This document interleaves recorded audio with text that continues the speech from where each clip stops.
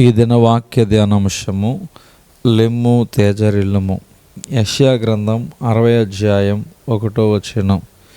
నీకు వెలుగు వచ్చినది, లెమ్ము తేజరిల్లుము, యెహోవా మహిమ నీ మీద ఉదయించెను. ప్రార్థన ద్వారా లభించు గొప్ప ఆశీర్వాదములలో ప్రధానమైనదిగా మనకు లభించు ప్రకాశము వ్యక్తిగత జీవితంలోనూ సేవలోనూ లేచి ప్రకాశించుటకు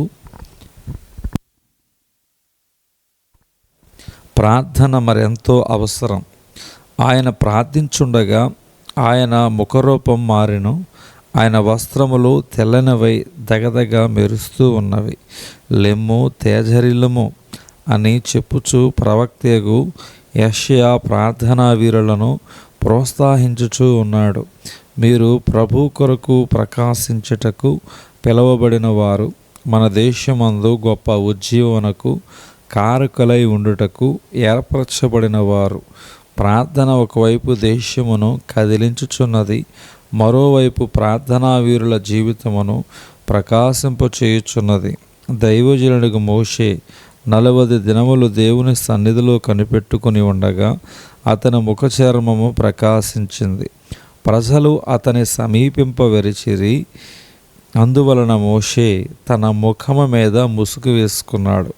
ప్రభు కొరకు అద్భుతములను సూచక క్రియలను చేసిన బలమైన సేవకులను చూచి విస్మయము చెందుచున్నాము.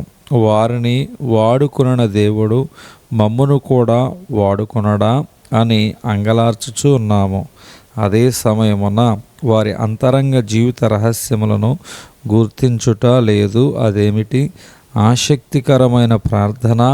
ఏలియా వర్షింపకున్నట్లు ఆసక్తితో ప్రార్థన చేసెను. 3.5 సంవత్సరముల కాలము భూమి మీద వర్షింపలేదు. క్రొత్త నిబంధన కాలమందు జీవించిన స్టెఫన్ ముఖము దేవదూత ముఖము వలె ప్రకాశించెను. సభలో కూర్చున్న వారందరూ అతని వైపు తీరిచూడగా అతని ముఖము దేవదూత ముఖం వలె వారికి కనబడింది. స్టెఫన్ క్లుప్త చరిత్రను 6వ అధ్యాయములో అపోస్తల కార్యం ప్రారంభంలో చదువుతున్న అతడు విశ్వాసముతోనూ పరిశుద్ధాత్మతోనూ నిండినవాడు. కారణము అతడు ప్రార్థన యందు ఎడతెగకుండా ఉన్నాడు కనుక కృపతోనూ బలముతోనూ నిండినవాడై ప్రజల మధ్య మహత్కార్యములను గొప్ప సూచక క్రియలను చేయుచూ ఉన్నాడు. అంతేకాదు మాటలాడుట యందు అతడు అగపరిచిన జ్ఞానమును ఎవరు ఎదిరించలేకపోతున్నారు. మార్క్సు వార్త 13:11.